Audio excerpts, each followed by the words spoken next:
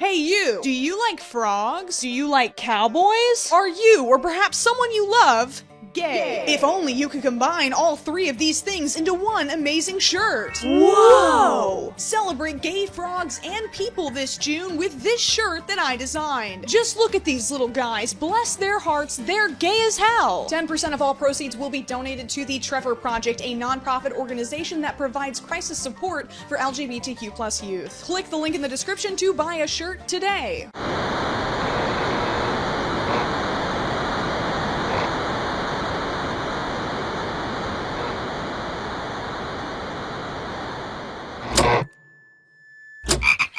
Guys, there's something I need to tell you. Many times on this channel, the Disney adults have fallen under my crosshairs, but I have to come clean and confess that I am a DL Disney adult. Some of my best memories are of laying on an air mattress in my Nana's living room with my siblings piled next to me, watching Disney VHSs on her CRT TV. These movies were foundational to my childhood, and they deserve their talking flowers. Tarzan for allowing Phil Collins to unleash his full power. The Emperor's New Groove for its contributions to meme culture. Robin Hood for introducing me to my first anthropomorphic crush. No, not that one. The other one. Nope.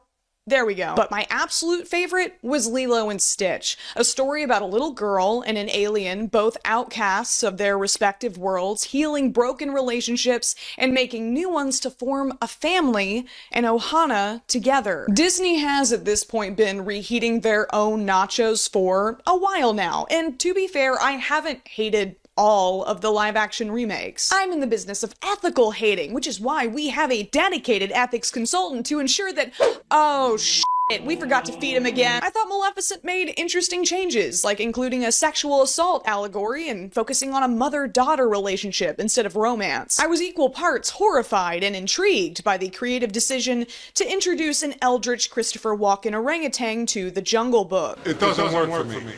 I gotta have more cowbell. Then it all kinda started to become a blur. Auto-tuned Emma Watson alongside Disney's 50th first gay character. Aladdin is less racist now, but at what cost? Airbrushed blue Will Smith? Dead-eyed, photorealistic animals are retelling Shakespeare year over year, the same disappointment. Hey, remember that thing you liked as a kid?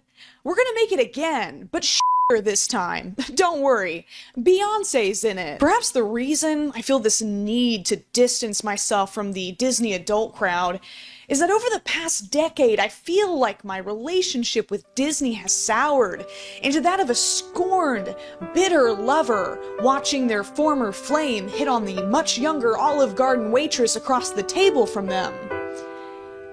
Disney wasn't making movies for me anymore. When I first heard executives were digging deeper into the Walt vault and my beloved Lilo and Stitch was the next chicken in line at the chop shop, I braced myself for the soulless CGI. Wow, now I can count every fur follicle on Stitch's fuzzy ass because an underpaid animator wasn't allowed to see his newborn child for its first 7 months of life. Cinema. As usual, the popcorn-pushing masses, grease dribbling from their open mouths, would be entranced and obediently march in formation to fulfill box office projections. As usual, I would stay home, out of respect for myself. But news was brought to my For You page by today's digital Paul Reveres brandishing their phones like flickering foreboding lanterns, that Disney had not only limply pumped out another straight to streaming for their sycophants, but had gutted the original film like a 2-bedroom, 2-bath on HBO. So I just got out of seeing the new Lilo and Stitch movie, and I'm mad. I'm livid. And I think audiences in general are going to feel very angry and betrayed.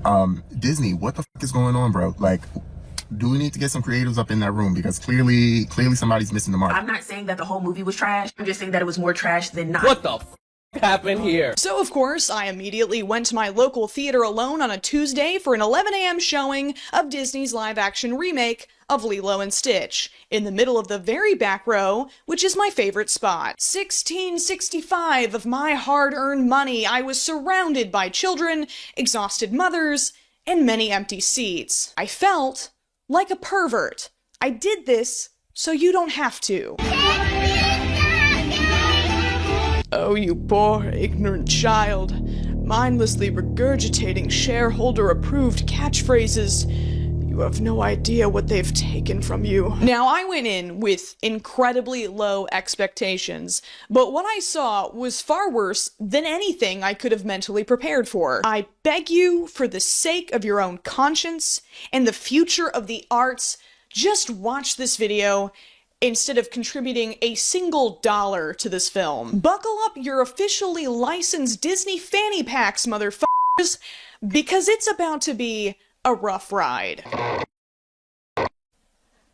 Okay, well, that was weird. But before we continue, I'd like to take a second to talk about today's sponsor, Midas Merge, a relaxing puzzle game that won't ruin your childhood. Let me give you a breakdown of the lore real quick. So Nyx, the goddess of night, is being a bit of a diva and has cast her shadow across the Garden of Gold. King Midas and Queen Laia are like, oh no, don't even think about it, girl. You need to team up with them to revive the garden and save its inhabitants. You can hatch so many different creatures, like these fluffy cappy birds or these adorable mox foxes in their tiny little teacups. You can then merge items to evolve them, and somehow each level they just keep getting cuter. Look into those big innocent eyes and tell me you don't want to save them. You can play anytime, anywhere, no Wi-Fi required. The game is also completely free and ad-free, which I love because, I mean, let's face it, it's basically impossible to avoid ads these days, am I right, guys? Am I right? If you're one of the first 100 people to install the game using the link in my description or the QR code on screen, you will receive a unique level 1 Mox Fox named Funky. That's right, I named it after myself because they told me I could name it whatever I wanted and my ego knows no bounds. Don't miss out, download Midas Merge and start playing today. Trigger warning, I'm about to get really annoying about a kids movie. The problems start basically immediately with the pacing, which is noticeably rushed for the entire runtime. Conversations were dumbed down, no shot was allowed to linger for more than a few seconds, everything primed for the skibbity toilet riz attention span. This did not work, however, on the preschoolers sitting next to me.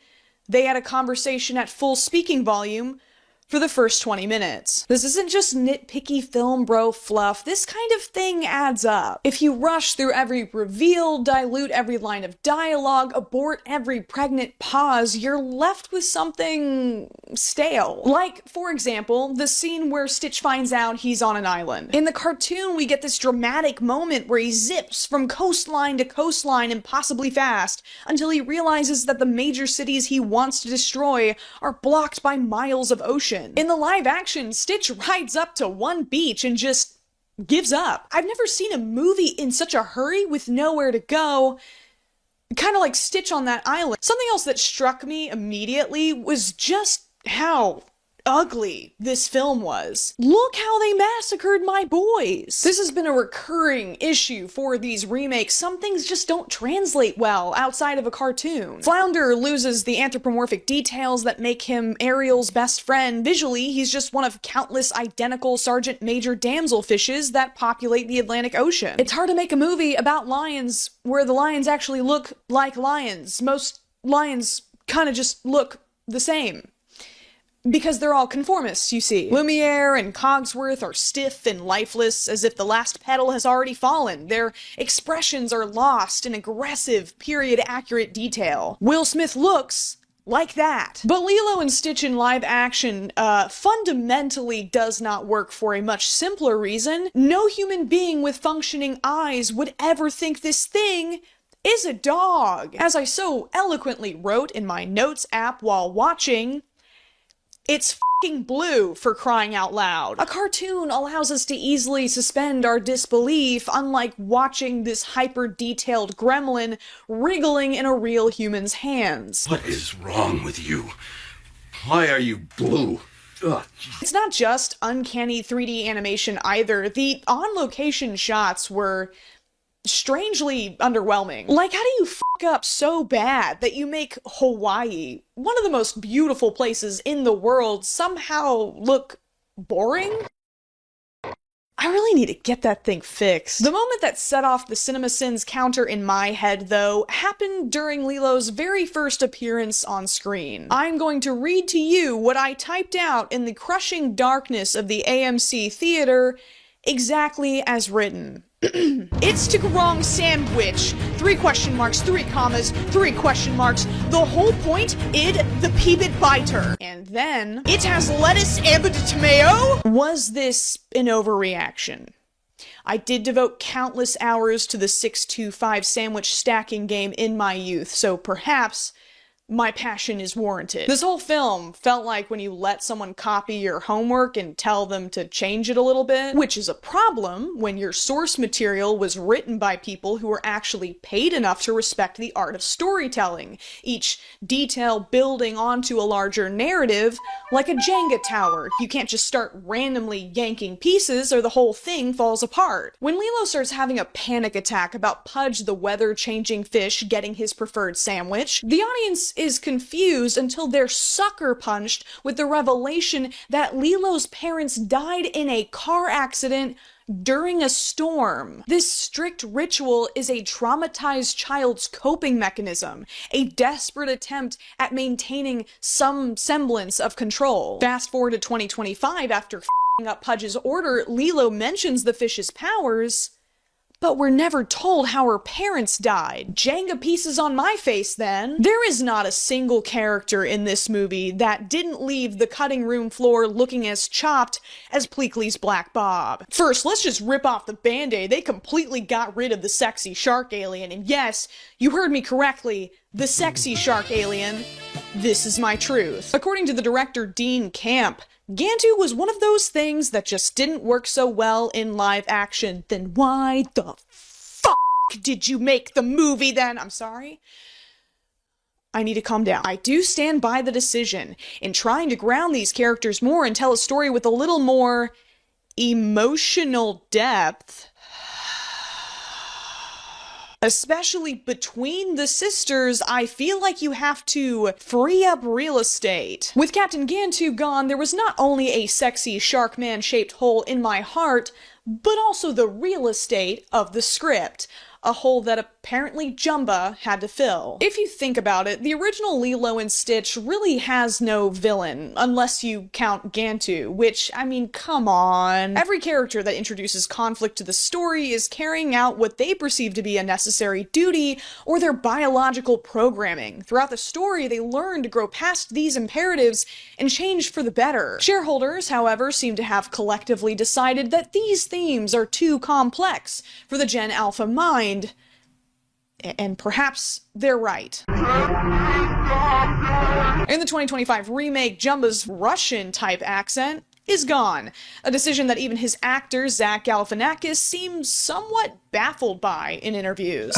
These days, accents are maybe the PC. I don't know what happens. I don't know how those decisions are made. Like, no German, no Russian, no accent. So I think maybe they wanted to stay away from that kind of thing, but I can't really do voices anyway. But it's not just the voice, that's completely different. Cartoon Jumba's only motivation is his love of science. He's not evil, he's just a little crazy. At first, he's only interested in Stitch as a part of his research, but after observing him in the human world, he slowly realizes he is more than just a cute, fluffy experiment. By the end of the movie, Jumba kind of takes on this goofy uncle role, becoming an important part of Stitch's new Ohana, and I love him and his husband dearly. In contrast, 2025 Jumba, with his grating Redditor aura, is an annoying asshole who never has a single positive interaction with anyone. He's obsessed with using his destructive Discord kitten as a weapon to take down the councilwoman and actively takes pleasure in tormenting Lilo. Another shallow, designated Disney bad guy. Pleakley is completely deossified, diva down. When asked about Pleakley's shake-and-go wig being literally snatched, the director just responded, I have had people message me, why is Pleakley not wearing the dress? And I just want to say,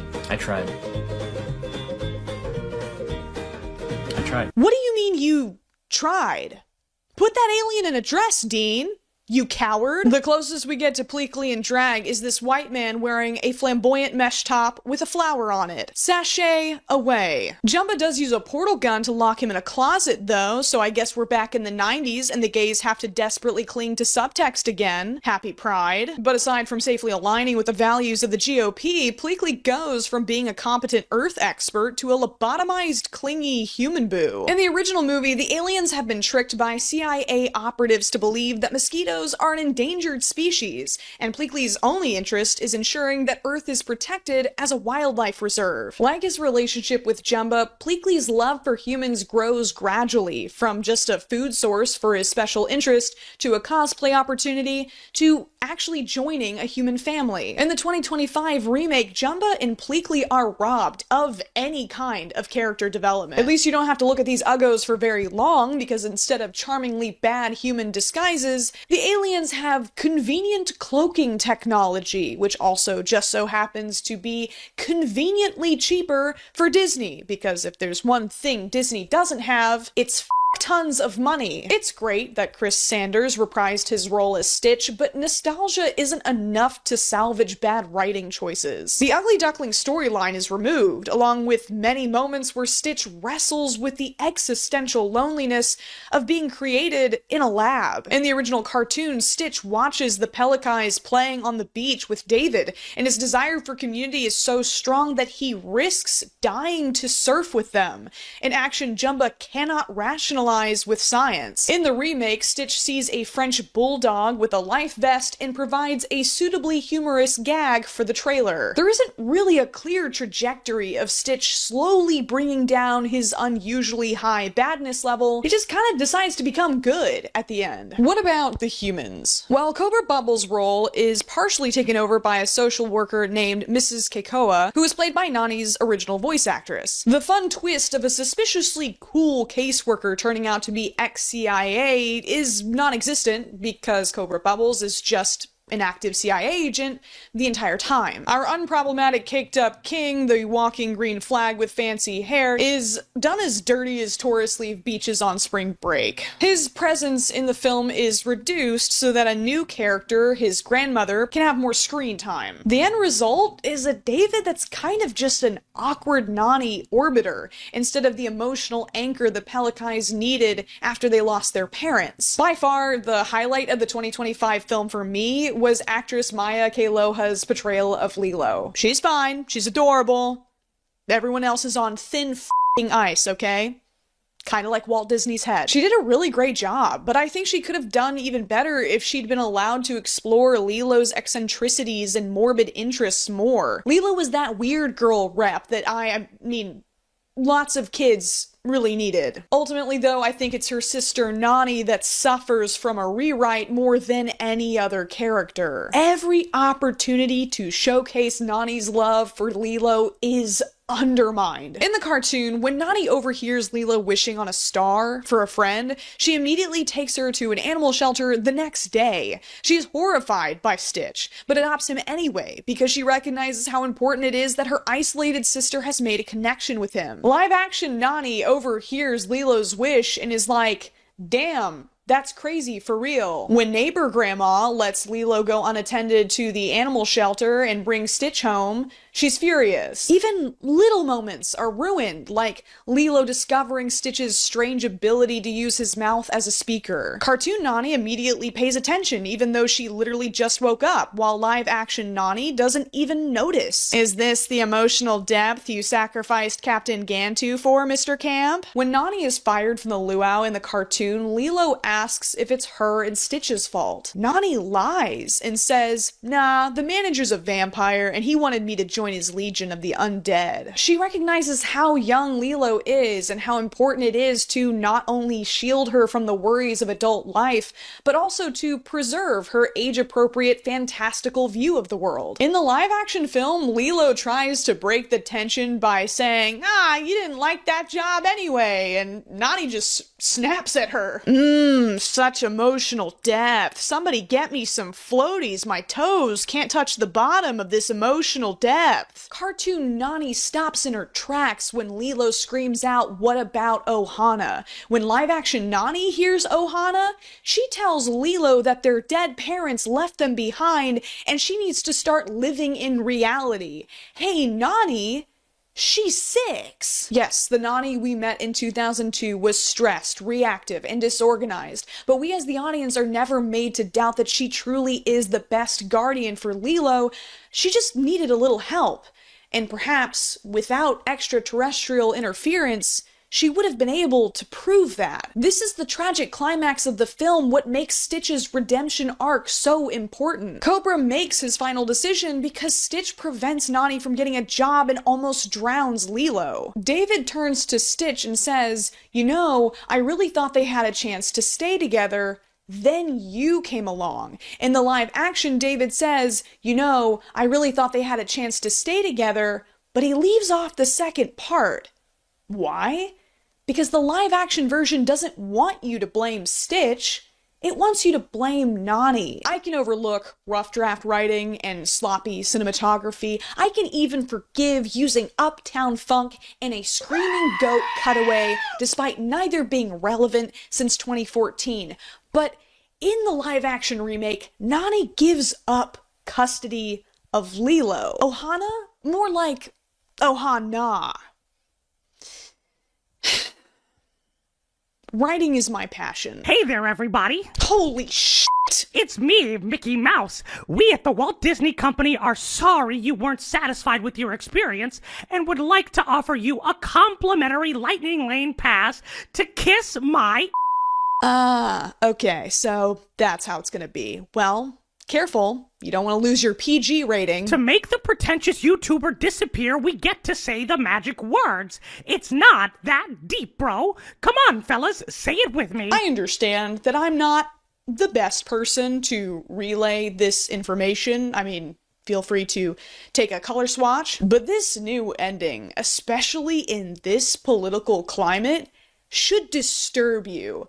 And I can't not talk about it. Throughout the movie, we are aggressively informed that Nani is super smart, and taking care of Lilo is the only thing standing in the way of her enrolling in a marine biology program in California with a full ride scholarship. OMG, so subtle. The caseworker, Mrs. Keikoa, is presented as a guiding hand instead of a threatening presence, but this clashes with the reality that we actually see on screen. When Lilo is briefly hospitalized, Nani is given two options. Either give up your sister and allow the state to take on the medical bills, or drown in debt. A horrifying scenario that just doesn't seem to happen in other industrialized nations.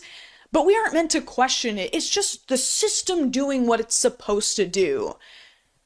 I felt gaslit. In the end, an indigenous woman abandons her home and little sister to pursue an education thousands of miles away on the mainland. Because who would want to study marine biology on an island? Am I right, guys? This only barely qualifies as a happy ending because of a portal gun plot device secretly reintroduced in the last few minutes, so Nani can visit whenever she wants. Stop clickbaiting. Lilo gets to stay with David and his grandma. But the message still remains, trust the system. The system works. This ignores the many failures of foster care and ignores the fact that Indigenous children are massively overrepresented in foster care. Okay, but have you considered women in STEM? Obviously, showing women succeeding academically is great to put on the big screen. It has a positive impact, but not here.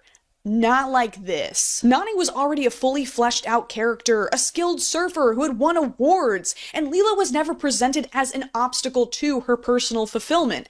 College isn't always necessary for fulfillment. This storyline was lazily tacked on for political correctness points, while meaningful social commentary was edited out. It's a contrived problem for the United States government to swoop in and solve. Well, sorry for making Nani too much of a girl boss. I thought you libs, I mean kids, like that kind of thing. Sure, if it's narratively justified, but you couldn't even be bothered to show Nani's passion for her degree.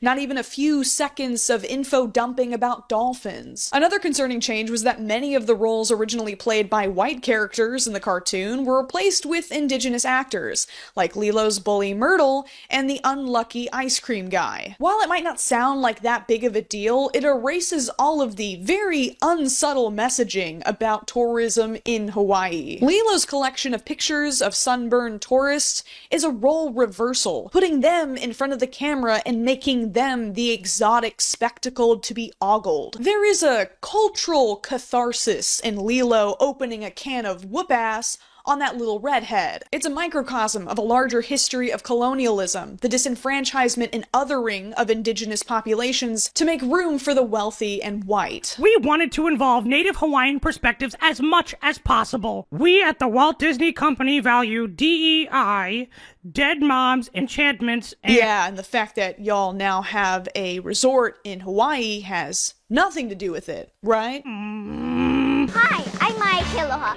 from Lilo and Stitch.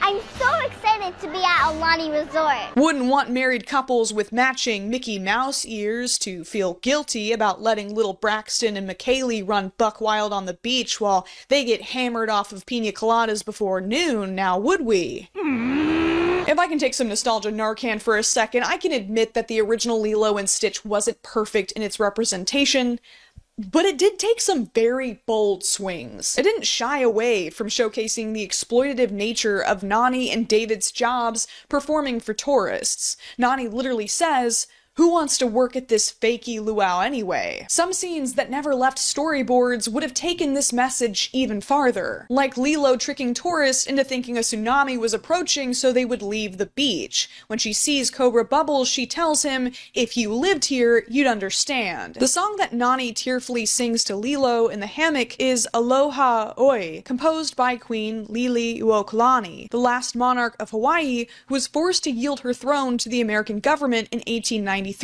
This parallel between an indigenous family being separated by the state and Hawaii losing its sovereignty to the United States is meaningless in the remake. In an era when every Disney film is declared woke the moment it's announced, the company, in many ways, seems less progressive than it was 2 decades ago. I'm sure incredibly talented people are still involved in the creation of these films, but clearly something is happening in the corporate pachinko machine so that by the time the final product tumbles out, all of its edges have been sanded down for mass appeal. Zootopia 2 will probably be another toothless metaphor about how racism is bad again. I'm sure Elio is cute, but how did Pixar go from Bugs teaching me about class solidarity and how to seize the means of production to what I have to remind myself isn't a Grubhub commercial every time it's advertised at me? Culture war controversy constantly centers around Disney, but aside from the groundbreaking revelation that marrying someone you met 5 minutes ago isn't a happily ever after,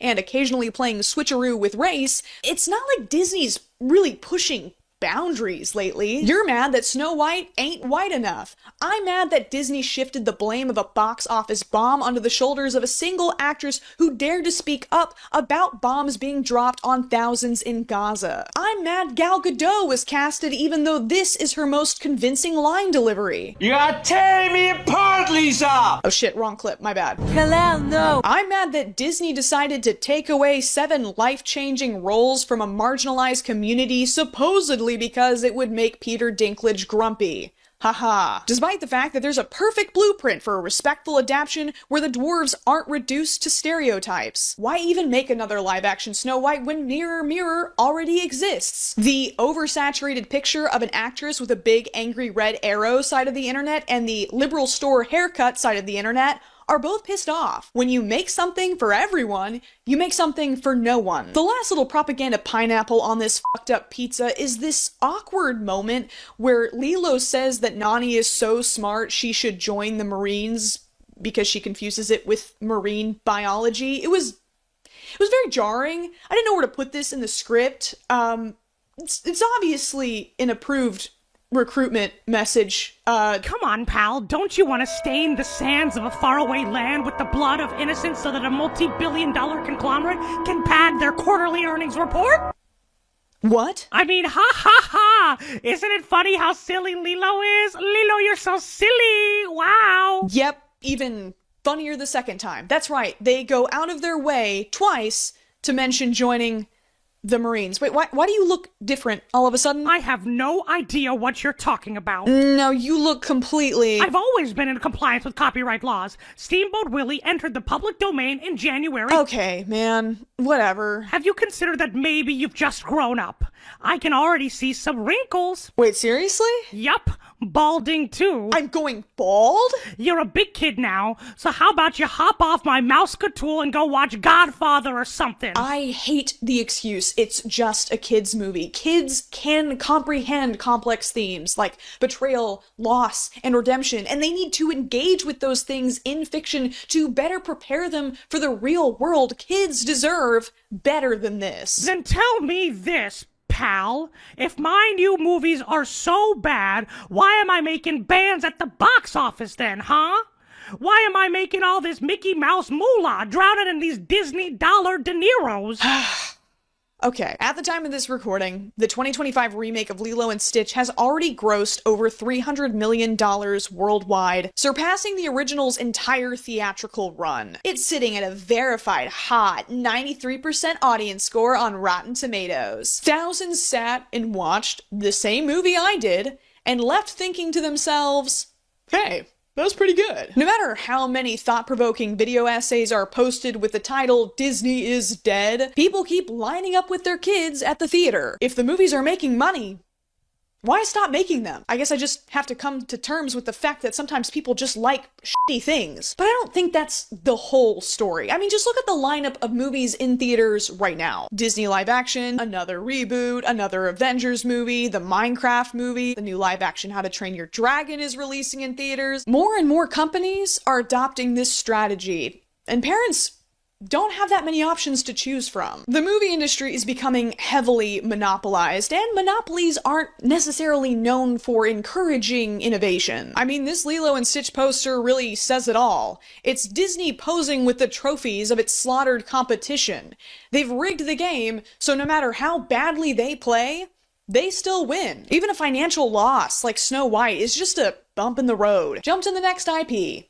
Buy another studio. I built your childhood frame by frame, and this is the thanks I get? That's the problem, Mickey. I know you're capable of so much more. Aren't you tired of selling your legacy for parts?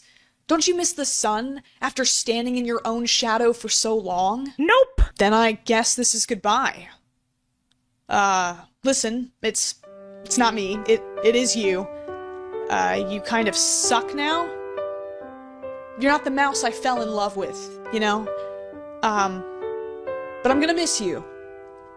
Thanks for the memories, pal. Yeah, okay, bye. Would you believe me if I told you that was only the second worst breakup I've ever had? As usual, I don't have an easy solution to end with, besides, I guess, stop watching this trash, make these companies work harder for your dollar, support the art that you want to see more of, with unique styles and stories to tell, like Flow, The Mitchells vs. the Machines, Spider-Man Across the Spider-Verse, and the countless little indie projects made by people just like you. You love the new live-action Lilo and Stitch. You will buy Disney merchandise. You will subscribe to Disney Plus. You will visit the Disney parks. You will continue to devour any slop we produce because you're a good little pig. And you know you don't deserve any better. That's right. Eat it. Eat the slop, little piggy.